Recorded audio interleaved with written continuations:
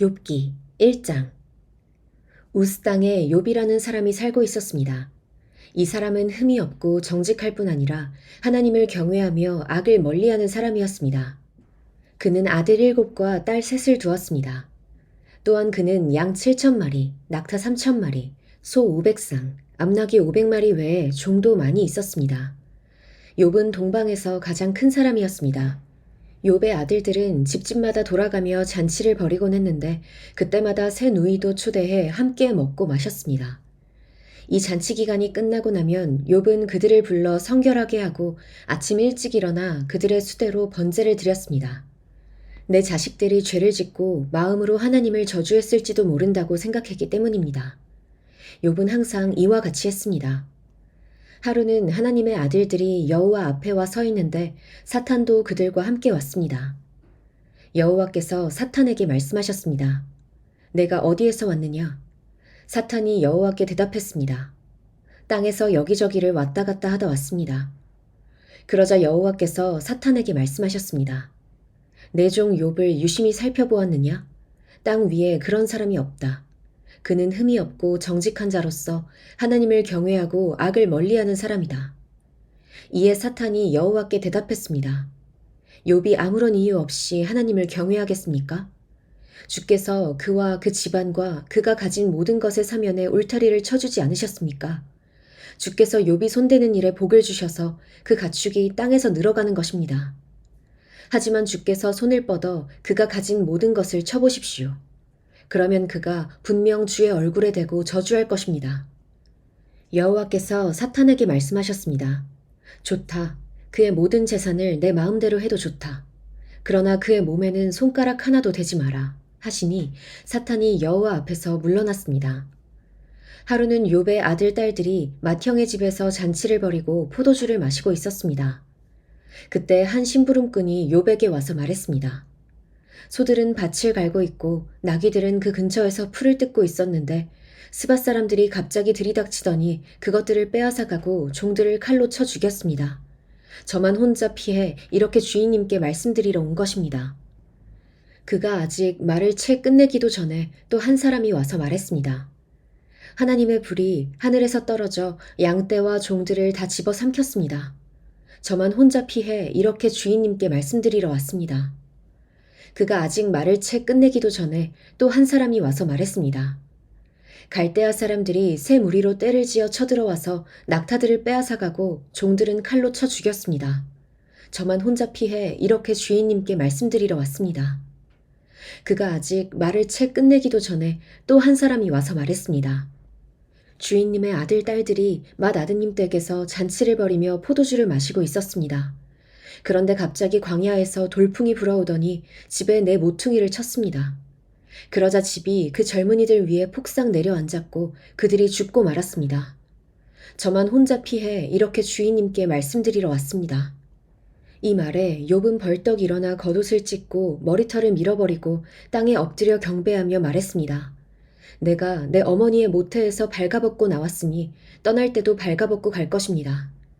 여호와께서 주신 것을 여호와께서 가져가시니 여호와의 이름이 찬양받으시기를 바랍니다. 이 모든 일에도 불구하고 욥은 죄를 짓거나 하나님을 원망하지 않았습니다. 욥기 2장. 또 하루는 하나님의 아들들이 여호와 앞에 와 서 있었는데 사탄도 그들과 함께 와서 그분 앞에 섰습니다. 여호와께서 사탄에게 물으셨습니다. 내가 어디에서 왔느냐? 사탄이 여호와께 대답했습니다. 땅에서 여기저기를 왔다 갔다 하다 왔습니다. 그러자 여호와께서 사탄에게 말씀하셨습니다. 내 종 욥을 유심히 살펴보았느냐? 땅 위에 그런 사람이 없다. 그는 흠이 없고 정직한 자로서 하나님을 경외하고 악을 멀리하는 사람이다. 그리고 내가 나를 부추겨 아무 이유 없이 망하게 했는데도 그는 아직까지 충성심을 잃지 않았다. 그러자 사탄이 여호와께 대답했습니다. 가죽은 가죽으로 바꾸어야지요.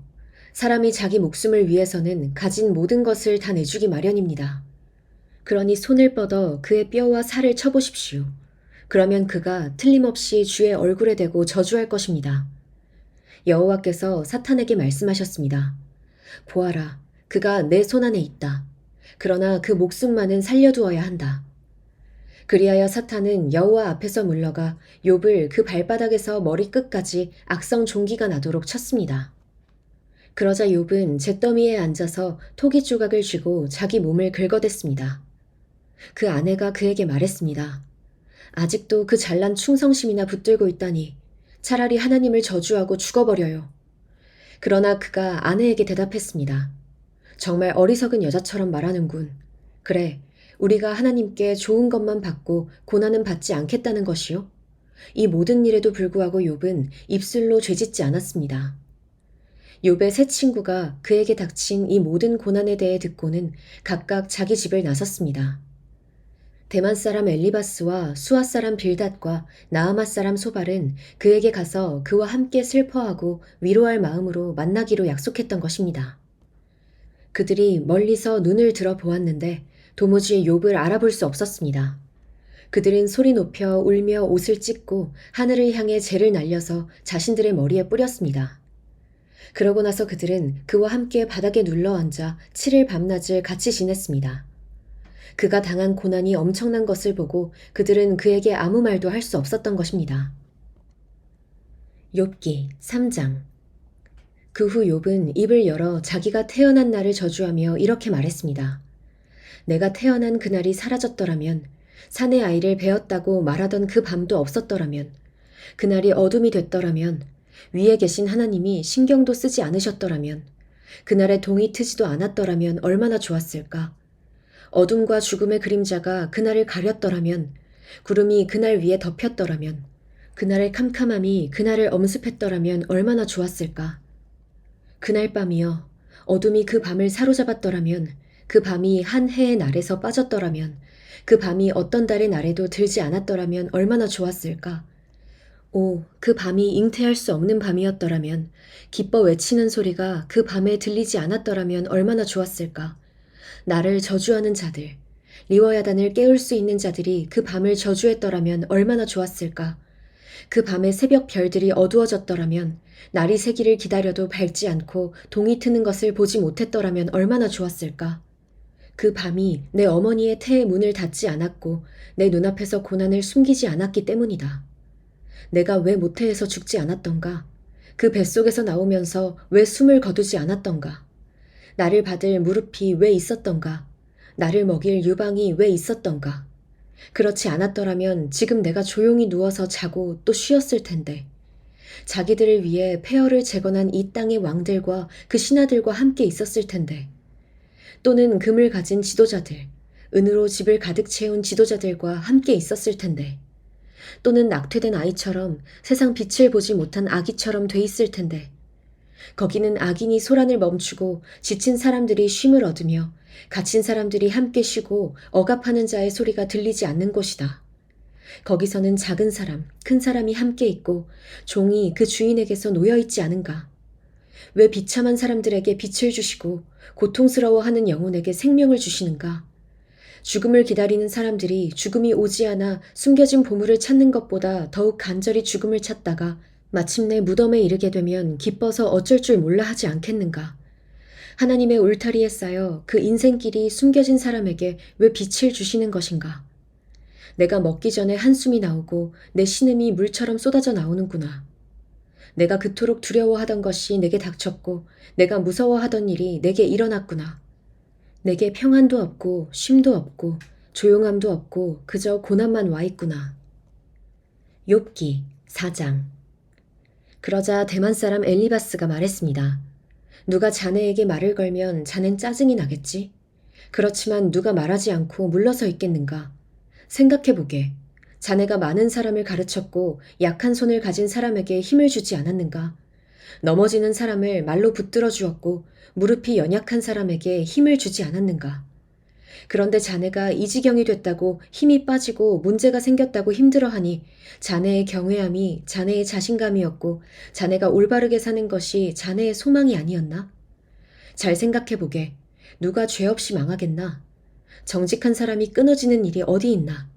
내가 본 바로는 죄악을 경작하는 사람, 고난의 씨를 뿌리는 사람은 그대로 거두더군. 하나님의 입김에 그들은 망하고 그분의 콧김에 끝장나는 것이네. 사자의 표우 소리, 사나운 사자의 으르렁대는 소리는 사라지고 젊은 사자의 이빨은 부러지고 늙은 사자가 먹이가 없어 죽고 암사자의 새끼들이 다 흩어져 버린다네. 한마디 말이 내게 살짝 들려오기에 내 귀가 좀 들어보았네. 사람들이 깊은 잠에 빠져드는 그 밤에 불안한 꿈속에서 두려움과 떨림이 나를 사로잡아 내 모든 뼈를 흔들었다네. 그러고 나서 한 영이 내 얼굴 앞으로 지나갔네. 내 몸의 털이 다 쭉 뼈 서버렸지. 그 영이 가만히 서 있었지만 나는 그 모습이 어떤지 알 수 없었다네. 내 눈앞에 한 형상이 서 있고 정막이 흐르는데 내가 어떤 음성을 듣게 됐지. 인간이 하나님보다 더 의로울 수 있겠느냐? 사람이 그 창조자보다 더 깨끗할 수 있겠느냐? 보라, 하나님께서는 당신의 종들조차 믿지 않으시고 당신의 천사들조차 허물이 있다 하시는데 하물며 진흙집에서 살면서 흙먼지 속에 그 기초를 두며 하루살이처럼 눌려 죽을 사람들이야 오죽하겠는가? 그들은 아침에 살았다가 저녁이 되면 멸망하고 아무도 생각해주는 사람 없이 영원히 멸망하는 법이네. 그들의 장막줄이 뽑히지 않겠는가? 그들은 죽어도 참 지혜 없이 죽는다네.